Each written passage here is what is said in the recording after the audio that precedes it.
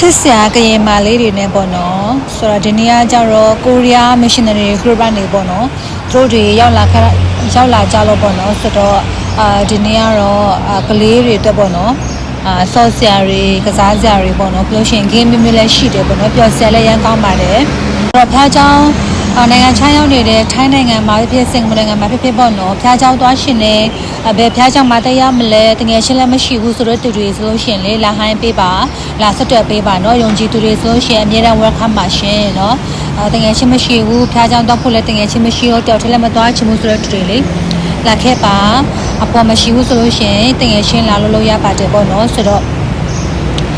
ဖျားချောင်းကနေပြန်တဲ့ခါကျတော့လေမဈေးထဲမှာသွားတယ်ပြီးလို့ရှင်ပစ္စည်းတွေပေါ့နော်